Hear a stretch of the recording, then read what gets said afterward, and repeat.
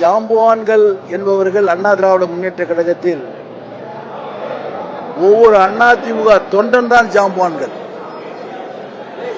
அந்த தொண்டனால் உருவாக்கப்பட்டவர்கள் தான் இது போன்ற ஓடுகாலிகள்.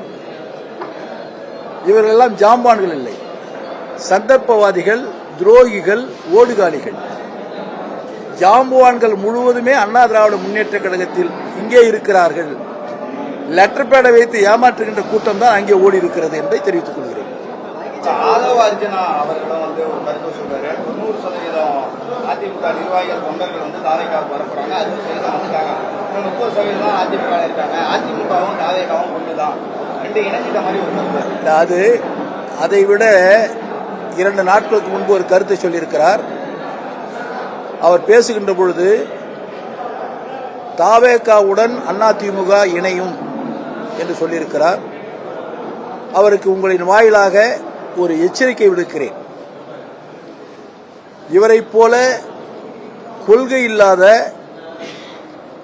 வாய்ப்பு கிடைக்கின்ற இடங்களெல்லாம் ஓடுகின்ற ஓடுகாலி அல்ல அதிமுக தொண்டன். இவருக்கு என்று ஒரு தனித்தன்மை கிடையாது.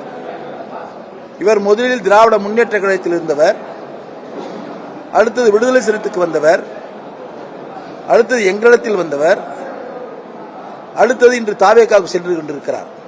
ஆக ஓராண்டுகளுக்குள்ளாக அல்லது 2 ஆண்டுகளுக்குள்ளாக இத்தனை இடங்களில் அவர் ஓடுகிறார் என்று சொன்னால் அவருக்கு என்ன கொள்கை இருக்கிறது?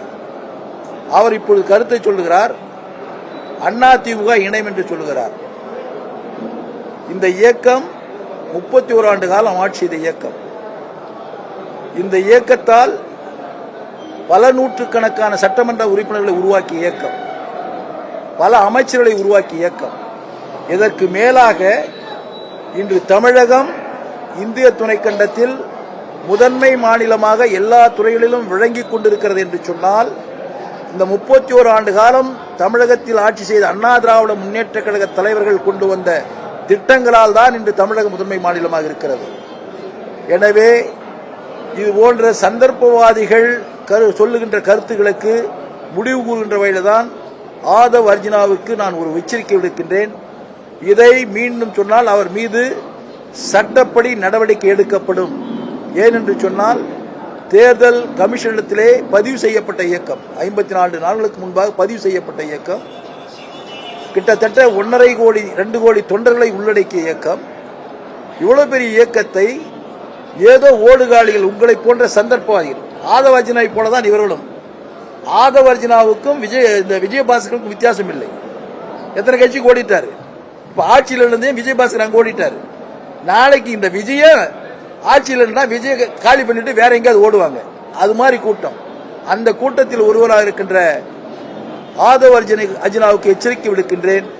இது போன்ற கருத்தை சொல்வீர் என்று சொன்னால் சட்டத்தின் மூலம் நீங்கள் பதில் சொல்ல வேண்டிய நிலைமை வந்துவிடும் என்பதை தெரிவித்துக் கொள்கிறேன். கரூர் கூட்ட நெரிசல் வழக்கு சிபிஐ வசூலிக்கப்படுது. இது ஒரு கணக்கு வழக்கு தீர்க்க வேண்டிய விஷயம் இருக்குது. திமுக ஆட்சியில் இருக்கும்போது காவல்துறையை வச்சு 41 பேரை கொன்று குவித்ததுங்கிற ஒரு கருத்தாக சொல்லியிருக்கிறார். ஆமா, அவர் இன்று ஆட்சியில் அமர்ந்து கொண்டு காவல்துறையை மிரட்டிக் கொண்டிருக்கிறார். ஒரு கணக்கு இருக்கிறது, நான் கணக்கை தீர்க்கப் போகிறேன் அப்படி சொல்லிட்டு அடுத்தது என்ன சொல்றாரு?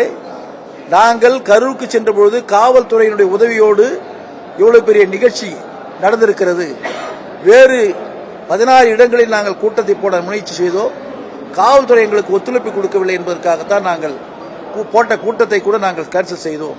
அதனால் எங்களுக்கு கணக்கு இருக்கிறது என்று இன்று ஆட்சியில் இருந்து கொண்டு காவல்துறையை அவர் மிரட்டிக் கொண்டிருக்கிறார்.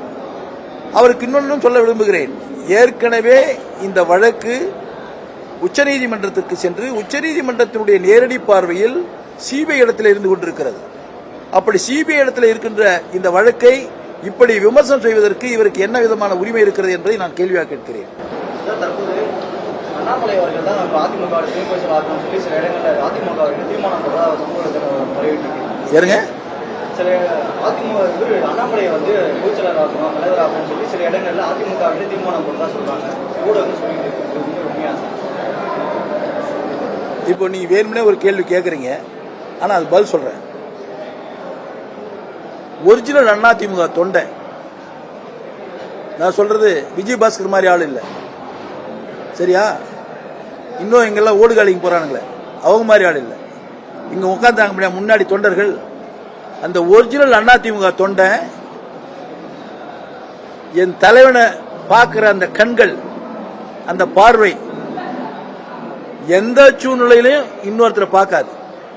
அதுதான் அதிமுக. இது நீங்களே செட்டப் பண்ணி இப்படி ஒரு மாய தோற்றத்தை உருவாக்கி அண்ணாமலைக்கு ஒரு விளம்பரத்தை தேடி கொடுக்குறீங்க. அது ஊடகங்களும் இருக்கீங்க, நீங்களும் இருக்கிறீங்க. கேள்விகள் கேட்கின்ற பொழுது ஒரு நியாயமான கேள்வி. 54 வருஷமா இருக்கிற ஒரு கட்சியை நேத்து வந்த எங்கேயோ வந்து ஓடி வந்த ஒரு நபருக்காக நாங்க தீர்மானம் போடணும்னு சொல்ற ஒரு கேள்வி கேட்கறீங்களே, உங்களுக்கு அது தர்மமா இருக்கிறதா?